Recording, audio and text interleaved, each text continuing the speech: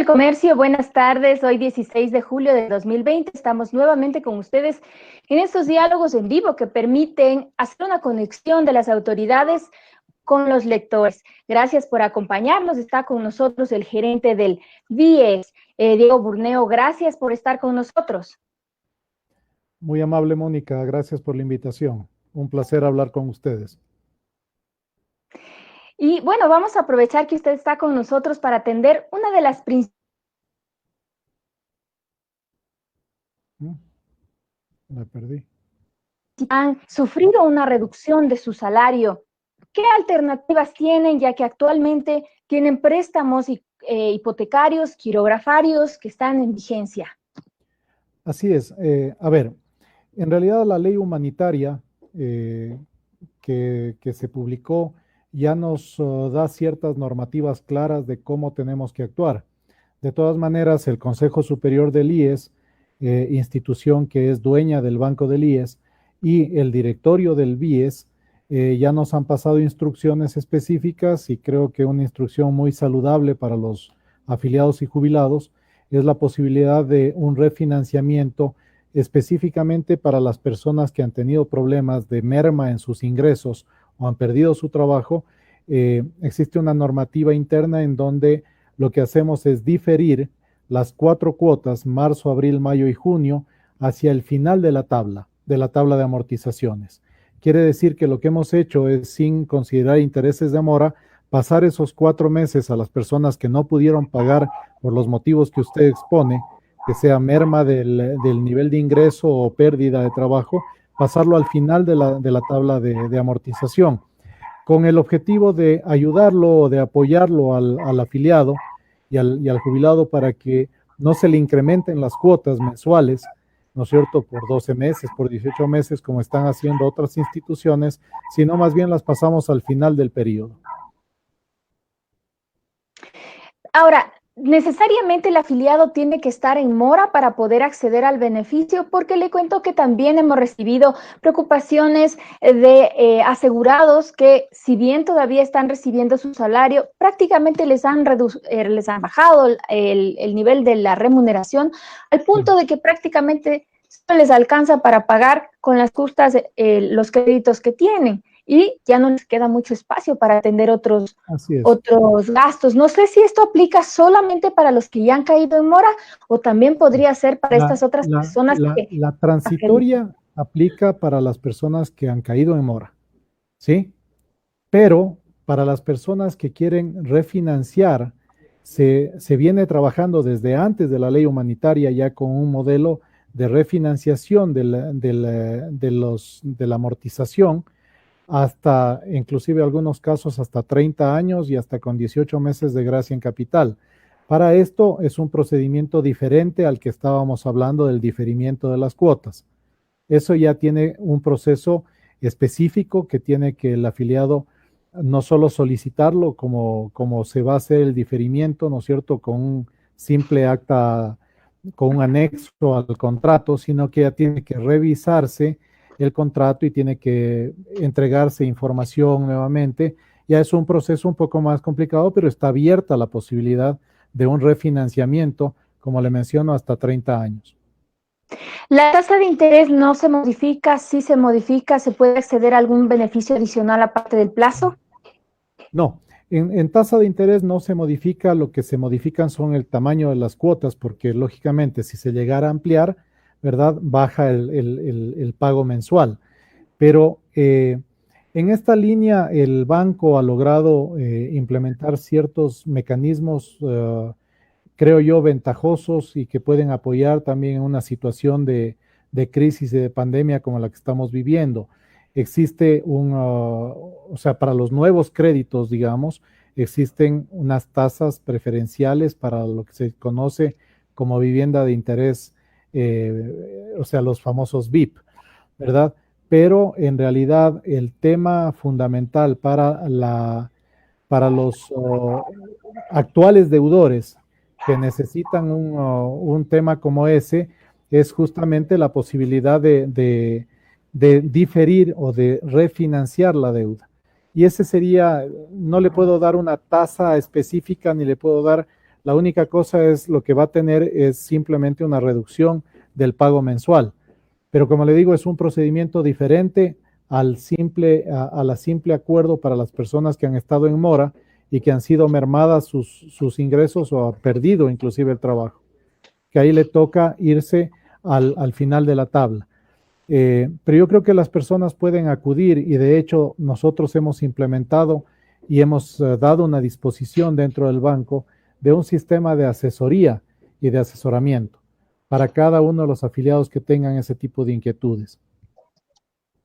Perfecto, porque también le cuento que nos están llegando algunas dudas de nuestros lectores y ellos nos dicen que también tienen deudas con otros bancos, entonces en la emergencia se les acumuló todos los pagos, tanto del BIES como también de tarjetas de crédito, en fin, para ellos también la reestructura es una opción entonces. Es que el problema es que según la transitoria de la ley humanitaria habla para las personas que han entrado en mora. Por eso le mencionaba, ese es un espacio que se puede analizar, pero las personas que no han entrado en mora pero que quieren refinanciar tienen que acercarse o tienen que comunicarse con el balcón de servicios virtual o el presencial y solicitar y exponer su caso para ver caso por caso cuál puede ser una solución. Porque hay que estar claros de una cosa, y es que el monto de créditos hipotecarios que tenemos son de 7,000 millones de dólares. Entonces no podemos hacer un trabajo, un traje a la medida para todos y decir no se preocupen, porque tenemos que cuidar mucho los activos, ¿no es cierto? Y los activos de los jubilados y de los afiliados, que no son el universo es muy diferente. El universo de deudores hipotecarios son 211,000, ¿verdad? Pero el universo de afiliados y jubilados son casi 3 millones, o sea, casi 3 millones de afiliados y casi 400,000 jubilados. Entonces, nosotros no solo podemos mencionar y por eso trabajamos caso por caso, porque tenemos que cuidar mucho el balance del banco también para no afectarlos al universo de afiliados y jubilados. Pero estamos tratando de encontrar las medidas que se puedan dar para los afiliados. Precisamente, señor gerente, ¿cuál es la situación de las personas que tienen créditos hipotecarios en la entidad? Entiendo que se va a dividir, ¿no es cierto?, las acciones para quienes ya tenían los créditos en mora anteriormente, antes de la emergencia, y aquellos que surgieron después por este problema puntual. ¿Cuántos están en el primer grupo? ¿Cuántos están en el segundo? ¿Cómo se va a proceder? A ver, le comento o le contesto de esta manera. Lo primero que tenemos que ver es la tasa de morosidad. Perdón, en la tasa de morosidad, antes de la pandemia y antes de la crisis económica estábamos alrededor de una tasa del 7%. Hoy estamos cerca del 10%. Es una cantidad muy, muy importante de personas. Pero dentro de esa morosidad, quiero decirle que también tenemos que enfrentar dos grupos de gente. Las personas que han entrado en morosidad por la crisis o por la pandemia y las personas que venían en morosidad desde antes. Y cuando digo antes, inclusive de varios años, porque en realidad existe una normativa y una exigencia, tanto a la gerencia como a la administración. Nosotros tenemos la obligación de hacer juicios coactivos para recuperar los activos que han estado en mora durante muchos años. Y eso estamos haciéndolo. Claro, la ley humanitaria prohibió las coactivas por un periodo de tiempo, ¿verdad? Pero estamos trabajando en prejudicial para eso. Por el otro lado, los que están ahora en mora son a las personas que estamos atendiendo, ¿no es cierto?, con los dos sistemas de refinanciamiento que le mencioné, el diferimiento de cuotas para los que estuvieron en mora durante la época que considera la ley humanitaria y un refinanciamiento para todos los que necesiten refinanciar sus activos. El peor negocio para el banco es entrar en conflicto con el afiliado. Tenemos que apoyarlo al afiliado en todo lo que podamos, dentro de lo que técnicamente es viable para nosotros y legalmente es posible. No sé si... Perdón, requerimiento, que son básicamente... Discúlpeme, la perdí, se congeló su imagen. ¿Me puede repetir la pregunta, por favor? Sí, señor gerente, queríamos saber ¿cuántas personas accederán al diferimiento de cuotas? ¿Cuántos afiliados o jubilados resultarán beneficiados Así es. por este diferimiento de cuotas? Puedo contestar hasta el momento, ¿no es cierto? Y entre los meses de marzo a mayo son prácticamente 10,000 personas, 9,500 personas. Pero todavía estamos cerrando el tema de junio. Entonces, no le puedo dar una cifra exacta, pero eso le da la idea del monto de beneficiarios y en realidad digamos, el efecto económico en el banco supera los 20 millones de dólares ya en todo lo que se ha hecho en esta medida. ¿Se puede calcular cuál es actualmente la tasa de morosidad del banco? Era alrededor, decía usted, de más del 10% antes de la pandemia. No, antes de la pandemia era alrededor del 7,5%, que ya venía siendo alta, y ahora está cerca del 10%. Entonces, el trabajo que tenemos que hacer en recuperación es bastante fuerte y por eso es el nivel de asesoramiento que estamos dando también a los afiliados, porque no solo es la morosidad actual, sino la potencial morosidad que vamos a tener a futuro. Y en eso entra otro grupo que tiene que involucrarse en el análisis, que son los futuros acreedores de líneas de crédito o de créditos hipotecarios, a quienes también estamos asesorando para que tengan un poco de cuidado y que analicen perfectamente su capacidad de pago para que no se vean afectados en corto plazo y que no puedan pagar el crédito hipotecario. Entonces, es un trabajo complicado y grande porque el universo, como le decía, son 211,000 créditos hipotecarios que tenemos que irlos analizando de la manera en la que se vaya enfrentando la necesidad. Pero por lo pronto, en el tema de la pandemia, lo específicamente de la ley humanitaria, son alrededor de 10,000 casos que ya han sido analizados como potencial universo para trabajar esta línea. Gerente, para poder hacer este diferimiento, ¿se necesita ir al banco? ¿Lo puedo hacer a través de la web? Lo pueden hacer a través de la web en el tema del diferimiento de las 4 cuotas. El tema del refinanciamiento, ya tienen que solicitar una cita, pueden conversar vía web con una persona de balcón de servicios y ahí le darán toda la guía específica porque pueden ser diferentes casos que se tengan que enfrentar y cada caso se lo trabaja de una manera específica. Tenemos una pregunta interesante de uno de nuestros lectores, le comparto. Sí, dice, ¿qué pasa si mi empleador me está descontando el valor del hipotecario, pero no lo está pagando? Este sería un tema grave, ¿no? Claro, pero ahí es un tema más vinculado al IES. Recordemos un poco la diferencia entre el IES y el BIES. El IES es la entidad que recibe los aportes, el BIES es la banca de inversión, ¿verdad?, que tiene que invertir esos aportes. Pero en el caso que usted menciona, esa es una mora patronal y no está enfocada en la norma o en la normativa de la ley humanitaria. Eso tiene que hacerse un trámite también con el IES para que el IES se conecte o recupere la plata de la mora patronal, pero no es algo que le podemos solucionar desde el BIES. Señor gerente, también nos piden algún número de contacto o el link para hacer el trámite. Les informa a nuestros lectores que en los mensajes estaremos colocando esos números para que se puedan conectar. Así es.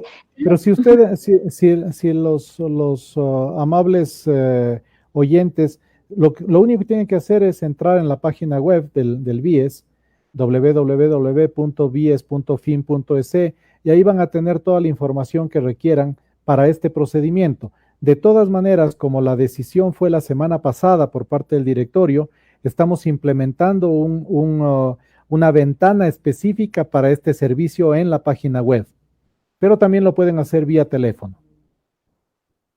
También tenemos... Discúlpeme, hay también un correo electrónico que se llama soluciondepagos@bies.fin.es, que también pueden comunicarse por vía de email. También tenemos otra consulta, me parece valedera. Si difiero, dice, ¿me van a cobrar multas, intereses, se pone en riesgo el activo? A ver, el activo no se pone en riesgo por el diferimiento. El diferimiento es más bien un sistema de proteger el activo para el afiliado. porque en realidad le estamos dando facilidades de pago. La morosidad es lo que pone en riesgo el activo, no el diferimiento. El diferimiento es un mecanismo de apoyo al afiliado para que no entre en riesgo justamente el bien. Tenemos otra consulta. ¿Qué pasa si no pude pagar el crédito ya desde febrero? Claro, en ese caso, lamentablemente la norma, ¿no es cierto?, especifica que es marzo, abril, mayo y junio y lo dice tácitamente. Entonces, en ese caso, le rogaría a la persona que escribe que se conecte o entre a la página web o se conecte con el tema de servicio al cliente o de balcón de servicios, que ahí le van a dar la información específica.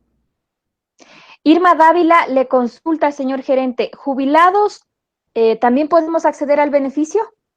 Claro, toda persona que ha estado en mora durante los 4 meses. Hay otra consulta que me parece interesante. Dice, la crisis no ha pasado y yo me quedé sin trabajo en julio. ¿Qué puedo hacer? Sí. A ver, de nuevo, este es un tema específico para los 4 meses. El tema en realidad, como la persona que escribe, hay 250,000 casos de desafiliaciones que han dejado de ser activos, digamos, o afiliados activos. Y ese es uno de los problemas más serios que estamos enfrentando como banco. Pero en realidad tiene que acercarse. Yo creo que el único consejo que le puedo dar es que se acerque o se comunique para ver su caso específico y ver qué alternativas tenemos dentro de la viabilidad legal y técnica para apoyarlo. Hay otra consulta, dice que necesitaban hacer la consulta personal de su trámite, pero no saben si las atenciones en las oficinas de la plataforma financiera en Quito están abiertas, y es que había mucha información alrededor de que las instituciones públicas pudieran frenar la atención. En el caso del BIES. A ver, en el caso del BIES está funcionando la atención, lógicamente con todas las precauciones de cuidado, de distanciamiento y demás, pero está funcionando la atención en balcón de servicios acá. Sí, también tenemos otra consulta. Dice, ¿qué pasa con la aprobación de los nuevos créditos hipotecarios? Aquellos que se habían solicitado en los meses de la emergencia, al inicio, marzo, abril, algunos nos reportan que todavía no están siendo aprobados, lo van a hacer, tienen que actualizar información. ¿Cómo se va a proceder? Permítame gastarme un minuto en esto porque es muy importante la pregunta. Y es justamente lo que le mencionaba del asesoramiento que estamos dando a los afiliados. Porque en realidad la vehemencia de tener una casa propia, ¿no es cierto?, muchas veces nos hace perder el horizonte de la capacidad de pago que tenemos en el post-pandemia o en el post-COVID. Entonces, sí estamos haciendo un análisis. Para que usted tenga una idea, están 124 millones de dólares en proceso de otorgamiento, ¿verdad? En diferentes estados y en diferentes etapas del proceso de otorgamiento de créditos. Ya se han entregado 165 millones, pero la disposición de la gerencia es tener un poco de cuidado, ¿no es cierto?, de tratar de entregar el crédito con el análisis del pre-COVID, antes de la crisis y antes de la pandemia. Creo que tenemos que hacer un afinamiento y eso es lo que estamos haciendo con la sugerencia de crédito, un afinamiento caso por caso porque no podemos hacer algo general. Para nosotros sería muy interesante decirles, no se preocupen, lo que estaba analizado en el pre-COVID sigue funcionando perfectamente. Van a haber ciertos ajustes y hay que hacerlos. Y los afiliados tienen que entender que eso es apoyarlos a ellos mismos, porque si la capacidad de crédito ha mermado y ya no pueden pagar la misma cuota, les estaríamos haciendo un daño al entregarle un crédito hipotecario como estaba previsto antes, porque no lo van a poder pagar. Y si no lo pueden pagar, después se van a tener que enfrentar al banco, porque el banco tiene obligación legal de recuperar. Entonces, en lugar de hacerle un favor, le estamos haciendo un daño. Por eso es lo que le mencionaba, que estamos intentando hacer un asesoramiento lo más personalizado posible para justamente las personas que están en trámite. No sé, señor gerente, si tiene el dato, ¿cuántas preaprobaciones había antes de la pandemia y ahora cuántas hay o cuántas han quedado? Para ir viendo un poco cómo se va depurando esa información, específicamente saber cuántos créditos se han caído, digamos, porque obviamente la situación es distinta, Claro. los de ingresos han mermado. No le puedo dar un dato específico aquí, no tengo información conmigo, pero sí le puedo decir que es aproximadamente entre un 8 y un 10% los que se han caído del proceso. También otro dato que pudiera ser interesante, sobre todo para la construcción, es saber cuánto se está pagando mensualmente enero, febrero en créditos hipotecarios, luego en la pandemia, cuánto bajó y ahora de cuánto es, de cuánto ha sido en lo que vamos en estos días que ya se están reactivando. Eso le mencionaba. Este rato tenemos 125 millones en proceso, ¿verdad? No le puedo dar específicamente cuánto se está entrando mensualmente porque el procedimiento o el proceso de análisis depende mucho de cuánto se van a entregar en el siguiente mes o en el siguiente mes. Hay una serie de mecanismos que generan ciertas demoras en el proceso, no solo el proceso de análisis técnico, sino también el trabajo con notarías, que no depende de nosotros, es un sorteo, ¿no es cierto? El trabajo también de la registraduría de la propiedad. Entonces, y muchas de estas instituciones han estado trabajando con mucha limitación también en términos de atención. Pero en principio, lo que les puedo decir, yo entiendo la preocupación de los constructores, lo que les puedo decir es que nosotros a quien nos debemos principalmente es a los afiliados y a los jubilados. Y esa posición es la que estamos tomando muy en serio en temas de asesoramiento. En función de la cantidad de dinero que podamos ir entregando, estos 124 millones que están en proceso, a los afiliados, los constructores van a ir recibiendo el equivalente, porque en realidad el crédito prácticamente pasa automáticamente al constructor. Pero estamos en el proceso de análisis y tienen, lamentablemente en estas situaciones de crisis, uno tiene que ser más paciente que antes, porque se necesita cuidar a los afiliados y jubilados y sobre todo tenemos que cuidar los recursos de los afiliados y jubilados, que no es lo mismo. Señor gerente, entonces es posible, según algunos afiliados nos están escribiendo en redes, es posible que ellos entonces puedan ir cambiando la reestructura de plazo de pagos e incluso los promotores dicen que les están ofreciendo tal vez opciones de vivienda más convenientes que se ajustan más a su realidad actual. Son dos opciones que se pueden analizar. De hecho, el asesoramiento que le mencionaba antes es justamente para que moderen las expectativas, ¿no es cierto?, del pre-COVID al post-COVID y que se pueda llegar a un entendimiento de que muchas veces lo que uno desea y lo que uno puede son dos cosas diferentes. En el tema de que los constructores y los promotores estén ofertando alternativas más económicas, más ajustadas a la nueva realidad, sobre todo las personas que han mermado sus ingresos, me parece que es una solución muy coherente de parte de los promotores. Señor gerente, dadas todas estas cifras que nos ha entregado, ¿cuál era la meta inicial de colocación de hipotecarios? ¿Cuál es la meta actual? Para que tenga una idea, y le voy a contestar con las dos cosas, porque yo quería aprovechar esto, pero la meta anual que tenemos, que ha sido revisada, está alrededor de entre 400 y 500 millones de dólares. Hasta el momento, como le mencionaba, hemos entregado 165, están 125 en proceso, todavía tenemos tiempo por delante. Pero algo que sí quería aprovechar el tiempo de su entrevista es para mencionar lo que ha pasado con el otro sistema de créditos que tienen los afiliados y jubilados, que es el quirografario. El quirografario, ¿no es cierto? Muchas personas tienen la mala concepción de que el quirografario es para comprarse solo celulares o gasto de cualquier tipo. Quiero comentarle que en quirografarios nosotros, y ese le va a dar la pauta también de la demanda hacia dónde va, el quirografario se ha transformado en un verdadero apoyo a los afiliados y jubilados. Quiero darle una cifra, hemos llegado a colocar hasta el mes de julio, hasta este mes, 1.600 millones de dólares en quirografarios.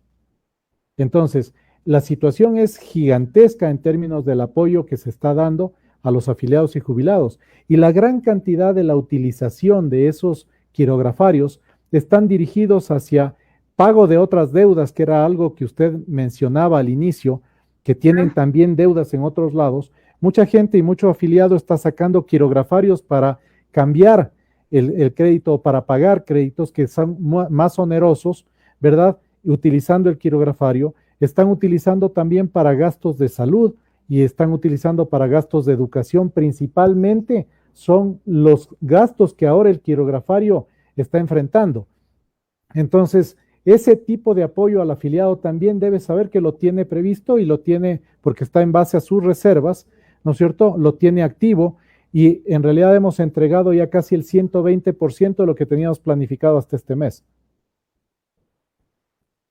Precisamente, ¿cuál es la meta para el quirografario emergente? Que ha sido realmente una solución, un alivio. Para muchos no se va a ampliar. El quirografario emergente es un caso especial del quirografario general, ¿verdad? Porque son créditos que van entre 1 y 12 meses máximo, ¿verdad? Y con una tasa que va del 6,5 al 8,5%, hasta $2,500. Es por eso su nombre de emergente, es para solucionar temas que ya no pueden ser solucionados sino en el muy, muy corto plazo, ¿verdad? La meta del quirografario emergente son 100 millones, se han colocado hasta el momento 51 millones y casi 80,000 operaciones han sido cubiertas con esos 51 millones. En el caso del quirografario tradicional o el normal, ¿verdad? Que puede ser a más de un año y pueden llegar hasta 4 años. En el quirografario tradicional usted tiene una meta de 2,250 millones, de los cuales ya han sido colocados 1,600. ¿Se va a ampliar esa meta o por ahora está? No. O sea, a ver, esa es la meta que tenemos planificado, porque recuerde usted que tenemos que enfrentar no solo el servicio quirografario, hipotecario, prendario inclusive, a los afiliados y jubilados, también tenemos que enfrentar el tema de liquidez, ¿verdad? Que el IES está teniendo, porque en una pandemia los gastos de salud han crecido exponencialmente. Entonces también tenemos que enfrentar a eso. Y esa es la mayor cantidad de la liquidez que podemos enfrentar, la aplicamos a estos dos casos. Inclusive estamos viendo formas de traer del exterior recursos en base al patrimonio, en base al portafolio que administramos para apoyar la parte de banca de inversión a la empresa privada. Porque, o sea, con liquidez tan restringida como la que tenemos, no podemos actuar en todo. Y la prelación, si lo quiere escuchar así, es jubilados, afiliados, jubilados y afiliados endeudados y después todo lo demás. Precisamente sobre ese tema, el gerente anterior había advertido su preocupación de que posiblemente en octubre el banco viera mermada al mínimo nivel su liquidez. No sé, usted un poco de los datos que ya ha conocido, cuál es la situación y un poco cuánto es lo que el IES le ha solicitado hasta ahora, cuánto le va a solicitar hasta fin de mes y cómo se está manejando esa desinversión, porque al final es tratar de ver cómo se hacen líquidas algunas inversiones para poderle auxiliar al IES. A ver, seamos claros en algo. El tema de la desinversión no es mala per se. Una banca de inversión tiene que hacer eso para cubrir la liquidez o el requerimiento de liquidez específico. Lo que es malo es desinvertir sin tener una proyección de reinversión. Eso, la primera parte de la respuesta. Sí estamos desinvirtiendo en base a una coordinación específica y un trabajo diario con el IES para saber cuáles son las necesidades que tiene. Ahora, en temas de saber cuánto es, yo le puedo decir que, claro, la desinversión que se requiere en términos del IES depende mucho también de la capacidad que tenga el Estado de ir pagando sus deudas, pero en principio la proyección que tenemos es cubrir todas las necesidades de los afiliados y jubilados, al menos en la proyección de este año hasta el mes de diciembre. Lo que haya comentado el ex gerente o no, la verdad no quisiera comentarlo porque yo desde que estoy hecho cargo, estamos analizando día a día la parte técnica del banco y cuánto es lo que necesita el IES, y esos son los escenarios a los que nos tenemos que enfrentar. Yo no voy a entrar a discutir si el anterior dijo que hasta octubre o no. Lo que le digo es que hasta diciembre nosotros tenemos proyectado y coordinado con el IES en todos los escenarios posibles. Entonces, yo le podría decir que más bien estemos un poco tranquilos en esa línea porque lo estamos haciendo en un seguimiento diario y no quisiera que una posible o mala interpretación o mala información genere una preocupación adicional que no necesitan nuestros afiliados y nuestros jubilados. Solo dos precisiones más porque llevamos ya 30 minutos, hay muchísima gente que nos está escribiendo.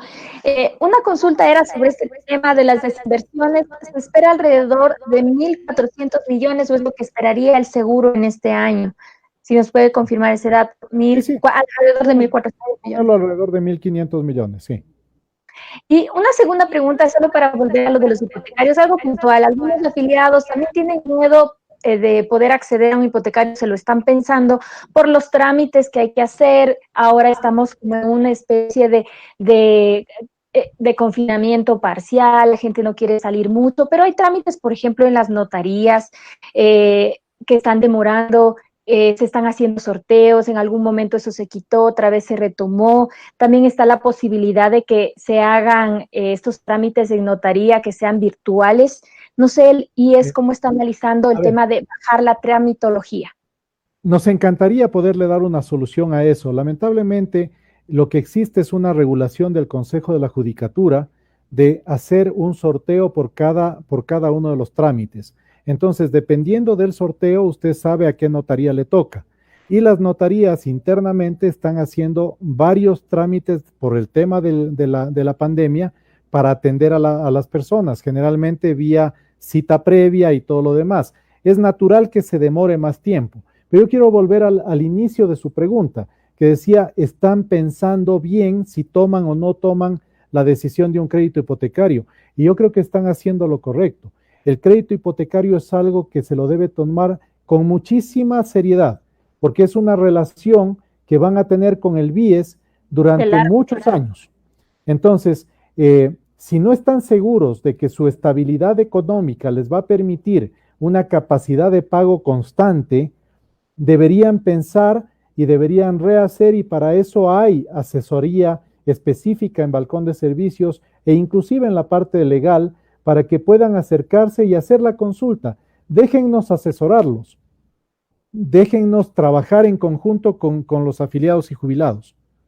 Y para cerrar el diálogo, una pregunta que me parece interesante, no sé si las personas que tienen un préstamo quirografario, se quedaron sin trabajo, igual en los meses de la pandemia, básicamente marzo, abril, mayo, junio, ¿para ellos también existe un diferimiento o ellos qué pueden hacer?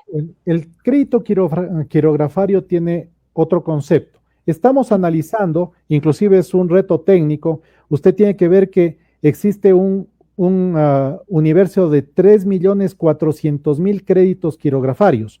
Entonces no podemos tomar a la ligera una medida como esa. Sin embargo, la sugerencia de crédito, la sugerencia de operaciones del banco está, mientras hablamos, revisando la posibilidad de dar algún producto adicional para el tema quirografario. Por el momento no hay una solución para el quirografario porque es un sistema de crédito que está respaldado en las reservas del propio afiliado. Entonces, en realidad, esas son las normas del quirografario. Pero estamos tratando de encontrar una salida que no afecte al balance actuarial del banco, pero que se pueda apoyar en algo, al menos en una reducción o un reperfilamiento de esa deuda también. No tengo todavía esa posibilidad, si no se lo diría, estamos bajo análisis. Señor gerente, le queremos agradecer. Se nos quedan muchísimas consultas de los afiliados que nos han estado escribiendo en redes sociales, pero desde ya le comprometemos para que nos acompañe para poder ir evaluando y poder ir también explicándole a la gente todas estas opciones que tienen en un momento tan complicado, un momento económico tan complicado como el de ahora. Mi estimada Mónica, créame que será un placer hacerlo y de hecho yo me debo a los afiliados y jubilados. Así que siempre estaré dispuesto a conversar y a contestar las preguntas que puedan ser resueltas por esta vía. Gracias, y a nuestros amigos lectores, gracias también por estar con nosotros. No se desconecten, que estaremos con información al momento en nuestras redes sociales y también en nuestra página web. Muy amable, gracias. Gracias.